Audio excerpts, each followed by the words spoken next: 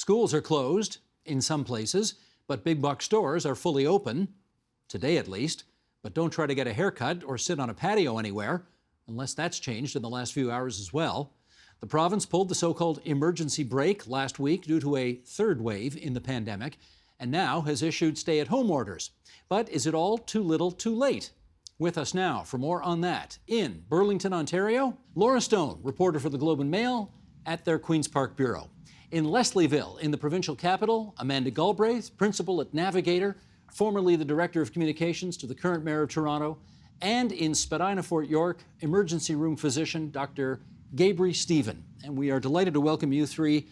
How do we put this? For yet another edition of As the World Turns, lockdown edition, or whatever we want to call it here.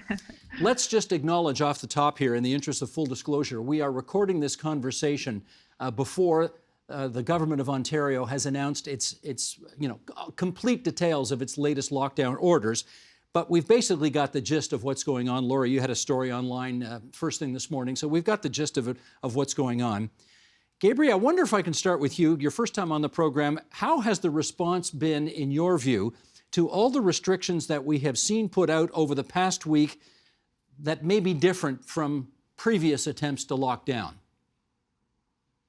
Yeah, well, I think the biggest thing I need to really emphasize for people is wave 3 is different. I'm an emergency physician, so I come at this really from what I see at the ground level. I work at Peel, so I work in the region that is one of the hardest hit. And I will tell you that the kinds of cases that I'm seeing now in this part of the pandemic, I've never seen before. I'm seeing chest x-rays of 30-year-olds that I've never seen in my entire medical training or my medical career so far. And so I think one of the big things that we've seen that's different about the way wave 3 has played out is the call for restrictions is stronger and alarm bells are really going off. We're seeing the RNAO, we're seeing the Ontario Medical Association, big groups that don't normally make these statements involving policy coming forward and making statements to say, we got to do more. And we also need to protect essential workers and protect people in the workplace. We know that that's a big driver of the variants of concern, and we know they're growing in workplaces and essential worker neighborhoods. Amanda, let me get you on that. Does anything feel different this time? I think it's a little bit of Groundhog Day for a lot of Ontarians, right? And I think the difference is we're not in emergency rooms and we're not seeing what the doctor's talking about seeing, which, is obviously happening and incredibly tragic. So I think people, particularly if you look at the GTA, who have largely been locked down since November, are sort of seeing this hamster wheel continuing on. Cases go up, cases go down, and yet no changes are made, no freedoms are made, and no actual review of the system. And this stuff we're asking people to do is saying, is this effective, right? Should we be going in and just vaccinating essential workers? Should we be changing our approach rather than locking down hairstylists and mom and pop shops and whatever? So I think, to me, it feels a lot of more of the same, even if the nature of this pandemic has changed drastically. We have not conditioned the public to understand that and understand why we're pursuing the same stuff that isn't seem to be working. Well, Laura, before I get you to weigh in, let me, just as a way of showing in some respects how fast-moving this story is, I want to play a clip of Christine Elliott, the health minister for the province. This is less than a week ago on where they were at that moment. So let's play that clip and then we'll come back and chat. Sheldon, if you would. We are not going to be producing a stay-at-home order because we saw that last time that it had tremendous ill effect on both children and adults. And especially with the warmer weather coming, we want people to be able to go outside and enjoy the outdoors, assuming that everyone continues to follow the public health safety precautions. What we are introducing is an emergency brake shutdown that allows some activities to be carried out. But the lockdown, we know, with the warmer weather coming, with all that we've asked Ontarians to sacrifice, is too difficult to do. And we also, of course, have to balance any measures that we take with people's mental health as well. That seemed pretty categorical less than a week ago. So what happened?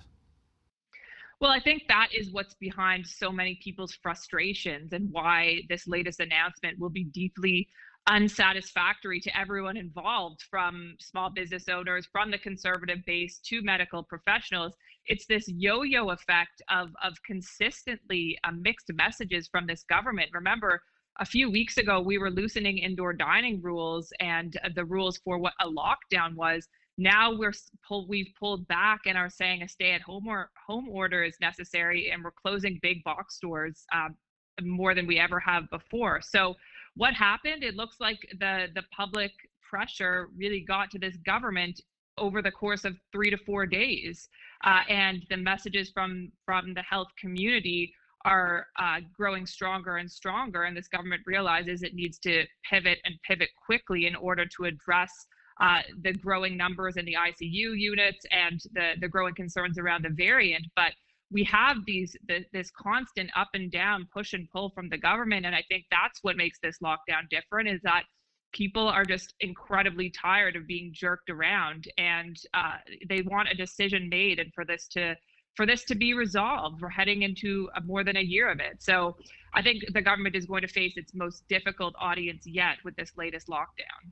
Amanda, you just heard Laura call it a yo-yo effect. What kind of impact does that have on the general public when a yo-yo effect, for lack of a better expression, takes place? I think you see people tune out, right? They see inconsistencies from the government, and then they decide they can't trust what the government is going to say. So instead, they turn inward and say, okay, I'm going to make decisions for myself and what I think is best, which may or may not be in keeping with public policy, in keeping with what the doctors are advocating or the elected officials. I mean, that is a real danger here, right? Is the minute, and I think that the communications challenges we've had over the last week with, the premier and the chief medical officer of health for the province saying schools are safe versus regional medical officers of health closing schools, all that tells people is they can't trust anyone anymore, so they ignore it. And I think the minute the public turns off and they do whatever they want, you see these rise of individual businesses staying open. These aren't rebels without a cause. These are yoga instructors. These are gyms. We have the public tuning out of the government's message and what they want them to do. And without that social contract, these lockdowns are not effective. Gaibrie, what's your view on that? Yeah, I mean, I agree that there's definitely a yo-yo effect that's happening. I think we need to follow the evidence here. Healthcare providers have been coming forward in addition to medical officers of health. And we've been doing this for months, well before even wave 2, talking about workplaces as a serious risk for transmission. And we've been talking about strategies like, for example, paid sick leave. We've been talking about bringing vaccinations out to communities that are hardest hit by this virus. And I agree. I really feel for small businesses. We know that 68% of these outbreaks that are happening in workplaces are happening not at mom and pop shops. They're happening at large-scale manufacturing plants, food processing plants, and factories. And so if we're really going to do something different that isn't just the yo-yo effect that we're talking about, we need to address occupational spread. And we need to bring this pandemic down to a point where we can open up businesses where they're not having to buy inventory, sell inventory, where they're not having to suddenly shut down or suddenly open. I really feel for them. I will get to that angle in a few minutes' time, but Laura, I want to come back on another specific example of something that, again, just a few days ago, by means of example, we heard the Education Minister, Stephen Lecce, and the Premier of Ontario, Doug Ford, both say things like, the best and most appropriate place for students nowadays is in school. There are mental health issues when they're not going to school, etc. We heard all the arguments. And then a whole bunch of medical officers of health came out and said, you know what? There are too many outbreaks in too many schools, and we got to pull the pin here. And suddenly, as of today, school is shut down again. Can you help us understand what powers, not advisory powers, but actual powers, local medical officers of health have in terms of schools open, schools closed, businesses open, businesses closed? Well, I'll try, Steve, after a year of covering this. The medical officers have what's called a Section 22 power under the Health and Promotion Act. I might be messing that title up, but essentially they have legal powers to order closures from everything we saw, such as the Amazon facility in Brampton, which was ordered closed a little while ago for a couple of weeks, and of course to schools. And I think you saw at the beginning of the pandemic, there was certainly a lot of resistance from the local medical officers to use this power. And you sort of saw a bit of a battle brewing between them and the province who was a game of chicken, if you will, of who was going to act first. I think now you're seeing them using these powers more widely when they're dissatisfied with what the government is doing, and so that opens up a debate over who should make the decisions. What is it? Elected officials? Is it the medical experts? And it does, and there's a lot of criticism that the government is sort of abdicating responsibility here at the local level.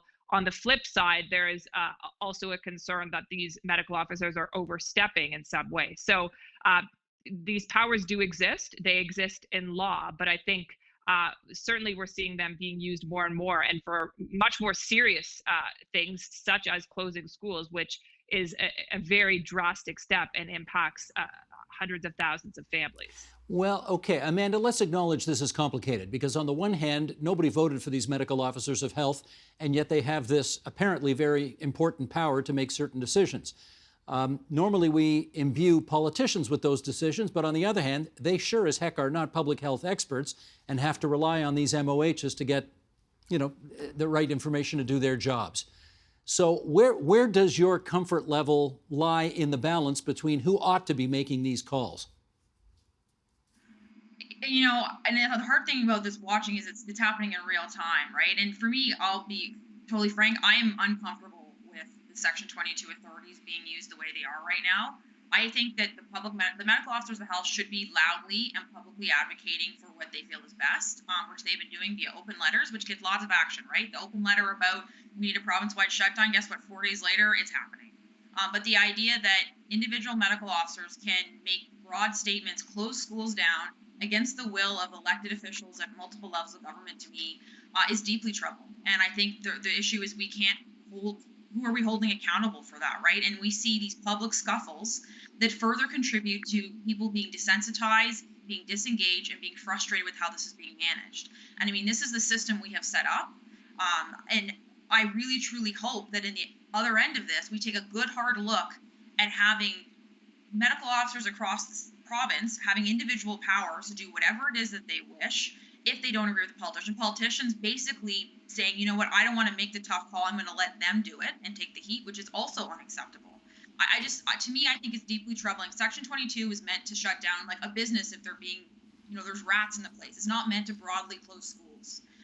So I think we have to have a real discussion as a society is who do we want to make these decisions? For me, it's the elected officials who can be held accountable by the voters. I am curious to hear what the ER doc thinks about who ought to be making these calls. Gaibrie, what do you say? So, I mean, in an absolute ideal setting, elected officials should meet the moment and come out and support the evidence that's being brought to them. But the unfortunate reality is, over the course of this pandemic, we have seen this not happen time and time again. It was not that long ago that medical officers of health across Ontario came forward in support of something, say, paid sick leave. And then we saw Amazon outbreaks in their factories, and we saw Section 22 invoked. And again, the call was for paid sick leave. And now we're seeing this happen again. I just want to point out the fact that there are several government representatives and agencies that enact authorities all the time. Police officers do this by enforcing the law. This just happens to be within the jurisdiction of public health physicians who are not acting out as doctors or physicians acting with their unreasonable powers, but are doing this truly for the health of their local community, which is their jurisdiction. I think, again, I come at this again as someone who works in Peel. I see what's happening in Peel, and I can truly say that it's on fire right now in terms of what we're seeing. And so these aren't taken lightly. They've been monitoring schools for a very long time. And the reality is these are powers that exist, not because they were just granted out of the whim for medical officers of health. These were powers that were given to them through the authorities of elected officials through history. So I just want to make that clear. Okay, well, fair enough. Let me do a quick follow-up with you, though, Gaibrie, which is, again, for a good week, we have been hearing the Education Minister and the Premier both saying, yes, there are more outbreaks in schools now, but 99% of our schools are safe, and therefore the best place for the kids is in the schools. And then, of course, just earlier this week, bang, zoom. They're all shut down, and we're back to virtual learning for the next, whatever it is, 2 or 3 weeks. Was it the right call to shut down the schools? You know, it's difficult for me to answer because I'm not an epidemiologist. But again, I can tell you from the ground level as a frontline worker, what I'm seeing is that we're in an emergency. I'm seeing numbers and cases that I haven't seen before in wave one when we did shut down schools. Certainly, schools should be the last to be shut down and should be the first to open. I completely recognize the importance of in-person education, but I can't understate the kind of emergency and crisis that we're in right now. All right, Laura, as promised, let's get to the business angle here. We know that one of the biggest controversies over the past year has been the fact that the Walmarts of the world and the Costcos of the world have been allowed to stay open and enrich their shareholders and make record profits, while small business people have been ordered shut down and are losing their shirts like never before. What's going to change as we understand the shutdown rules coming into effect soon as to what Costco's and the Walmarts are going to be allowed to do versus what they're not going to be allowed to do? Well, it's a huge U-turn on the part of the government because there have been calls to do this from small business since the start of all the lockdowns. But essentially, the government, from what we understand, is going to limit which goods can be sold in these big box stores to just groceries and pharmacy items, not all of the other items that we see at Costco, for instance, books, clothes, toys, all of the extras that other retailers would not be able to sell in person. The government throughout this has consistently said that this would be too logistically difficult. I think the premier called it a logistical nightmare, and they resisted it up until now. But clearly, they see some vulnerability here with the business community, to put it lightly, with this latest shutdown or lockdown or whatever you want to call it. And so they're going to take this additional step in order to try to appease the small business community. But I simply don't think that's going to happen. I think the story of this pandemic and the greatest risk for the government in terms of the business side of things is the anger and disillusion from small business owners over what this government has done, and not just retail, but restaurants. Amanda's talked about hairstylists. Remember that the government allowed patios to open in Toronto and Peel after months of closures, only to close them down just a few weeks later. They dangled the possibility to hair salons and other personal services that they would be allowed to open in April. People were booking appointments. Now they've turned around and shut everything down again preemptively before they even had a chance to open in some of these regions. So I go back to this yo-yo effect, but this manic pace and messaging from the government, I think, has really disillusioned a lot of people who you would have considered their core supporters a year ago. Amanda, let me set up this next question to you by showing you something from IKEA. This was the scene outside one big box store. This is this past Saturday, captured by somebody named Victor on Twitter, who wrote, "This is a video of IKEA North York this morning, but my wife can't open her salon on appointment after investing thousands on PPE, #Ford failed Ontario." And then do we want to do the next one? Sheldon, why don't we flip the next one over as well? This is Yorkdale Mall now. Where are we? Similarly, yeah. Well, again, large crowds seen over the weekend inside Yorkdale. And then a Toronto beauty shop owner who posted this video said she found this completely unfair. Her business has been closed for more than 300 days this past year. You know, Amanda, I'm seeing comments in the paper that go to the effect of, every time I open and close my business and then have to reopen and close, it costs me $10,000. And the province promised $10,000 to $20,000 stipends for small business to help out, which essentially that entire budget measure is gone in one reopening, closing, and reopening. I guess I just sort of throw all that at you and say, WTF. Yeah, I think we're all a bit WTF about this. And I think understandably, Ontario businesses, and the CFIB has been incredibly vocal on this, are tremendously frustrated. And, you know, the government's doing the best that they can, but the idea that, you know, I can go to Yorkdale or IKEA and line up like that, but it's unsafe for me to go get my hair cut with PPE. It just makes, I think, zero sense to the public, which is why, again, we see them tuning out. And, you know, I would also just like to emphasize that these personal care industries have been so badly hurt and targeted in this, so much more so than almost anything else other than restaurants. They're 81% female owned. They are broadly being ignored in the public, and they've been able to safely operate. They're tradespeople like everyone else. So I think, understand, but today's shutdown seems to be a bit more fair to everyone as far as everybody being shut down. But to me, the question is that the right play? I think we're talking about the fact that we know, as mentioned, 60% of these infections are happening in the Amazons and the major distribution centers. So, like, let's actually look at this surgically as opposed to just taking a giant hammer to everything and then allowing folks to go to the mall. I mean, it makes no sense, which sounds like the government's recalibrating today. But I think people are still genuinely frustrated, and businesses are rightfully angry and losing their shirts. And there's been no support from the government to accommodate that. Gaibrie, we heard the mention of Amazon there, and we know that Amazon, I guess, recently found more than 900 cases among workers in one GTA factory since this pandemic began. Why is that happening in such huge numbers there? Totally. I think when we shut down businesses, we're kind of treating the end result of what is a whole series of issues that are leading to these vulnerabilities. We really need to look into workplaces and what are the vulnerabilities in the workplace that are leading to these outbreaks. So one of them being a lack of PPE, but another big thing is these are precarious workers in racialized communities that are coming to these factories without a lot of employment standards, right? They don't have the same level of paid sick leave. They don't have the same social capital to speak out of fear of losing their job. And so it's sad. I really feel for small businesses.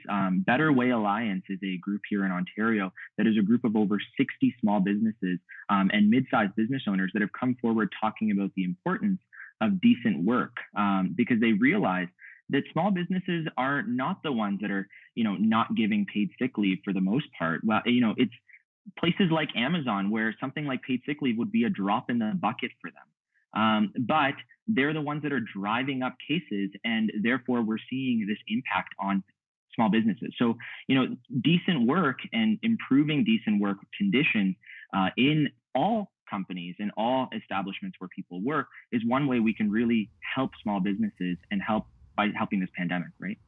Laura, I want to talk to you a bit about the politics of all of this. And I note that the three most recently published polls by Abacus, Campaign Research, and Leger all have the governing Progressive Conservative Party not only in first place, but a reasonably comfortable first place a year and change before the next election. And I guess if people were really, really unhappy at the way things are going, you would have expected to see one of the other two or three opposition parties doing much better in the polls. And I guess my question for you is, how come they're not? Well, I think there's a few factors. One is this pandemic has benefited incumbents. I mean, people are looking to their governments like never before, their leadership, and whether they disagree with them or they're upset or angry, I think that there's kind of a faith placed in governments right now in the way that we don't usually see, and we've seen in elections that have been held during the pandemic that it has benefited the parties in power. I also think it's difficult for the opposition to break through. Yes, they're out there and they're criticizing the government and they're trying to get airtime, but what people are most paying attention to do is what the government is actually doing. And so I just think the balance is really shifted towards the parties in power. I think we have seen the premier's personal approval ratings fall, and while there was a bump at the beginning, he hasn't been doing as well with the public in recent months. But these things, it's a year out, more than a year out from the election. I think people maybe aren't paying as much attention to the polling as they normally would, but I just generally believe that it's because the governments in power are the ones that are taking up all the airtime, and people are paying most attention to them. Amanda, can I get your theory on this? Yeah, I think Laura's bang on, is that people crave security in times of crisis. We don't know if our kids are going to school tomorrow. We don't know if we're going to have a paycheck in a week. So I think people are broadly saying, we're going to bet the government that's in charge right now. So I bet you if Prime Minister goes to an election, which seems likely in the offing. He'll get reelected. I think the premier would be the same. I also think there's a general feeling of sort of a pox on all their houses, and that everybody screwed this up. It's not one individual versus the other, and there's been limited opportunity for the opposition to cut through. So I think broadly the public understands this is complicated. Yes, they are tremendously frustrated that it has not translated yet to a dramatic hit in the polls. Where the opportunity to frankly have that debate is going to be post, right, after this happens. So I would suspect that most parties will try and take advantage of the vaccine to, almost recover timeline, and see if they can run so they can get reelected. We've got just a few minutes left here, and I want to show the three of you a picture, the likes of which we have not seen, certainly in Canada, in more than a year. Everybody knows this picture now, right? This is in Arlington, Texas, at the ballpark, the home ballpark of the Texas Rangers of Major League Baseball, where the Blue Jays played on opening day for Texas, and they have a full stadium. They got 40,000 plus people there. And we have been accustomed to watching sporting events with either a few thousand or no people in the seats at all over the past year. And, Gaibrie, they've made their decision in Texas. We're going to open it up. They asked people to wear masks. Not everybody did, but the place was packed. Does what you see in Texas give you any pause that we're on the wrong track here? Well, Texas is different than Toronto, right? And different than Ontario. I mean, the reality is there's differences there in terms of how people have been vaccinated. We know that per capita, Ontario is not distributing vaccines at the same rate that places in the United States, including Texas, has been. Now, it does give me pause in the sense that we'll have to see how this plays out, right? The reality is we won't know the impact of these kinds of events until weeks after, and we'll have to see how this actually plays out as far as Texas is concerned. Well, that's my point, Laura. If 10 days or 15 days from now, we discover that the state of Texas's positivity rate for COVID-19 is still flat, there's going to be a lot of people asking a lot of questions about why they can't go to a ball game outdoors, right? Well, I think Canadians are very reasonable in their views on this. I don't think that there's a lot of desire to go to an event with thousands of people right now, but I think people want to have some of their friends and family over for a backyard barbecue. So, that's one extreme. And of course, vaccinations play into it. And we're just not there in the rate of immunity within our community. I don't think people are looking to Texas and saying, I wish that was us. I'm sure there is a contingent in this country that is, or in this province, but I think it's more so people want reasonable options from their government, and they want them to be targeting the right things so that the worst of this pandemic can be over. So I think it's something in the middle. They don't necessarily need to go to a ball game with 40,000 people, but maybe they'd like to have a dinner at a restaurant in the next couple of months. So I think there's a balance here, and I think we're so far from that. I don't know that anyone can even imagine doing an activity like that again at this moment. Well, I can certainly imagine it. I just can't really see it happening for a long time, but I know what you mean. And we'll all be keeping our eyes out, of course, for a new vaccine strategy coming up really soon, because Texas can do what Texas did, I guess, because they've vaccinated probably 3 times as many people as we have up here. Anyways, Laura Stone, Amanda Galbraith, Gaibrie Stephen, it's really good of all of you to join us on TVO tonight and help us with Lockdown Episode 3 and counting. Take care, everybody. Thank you. Thanks. The Agenda with Steve Paikin is brought to you by the Chartered Professional Accountants of Ontario. CPA Ontario is a regulator, an educator, a thought leader, and an advocate. We protect the public. We advance our profession. We guide our CPAs. We are CPA Ontario. And by viewers like you. Thank you.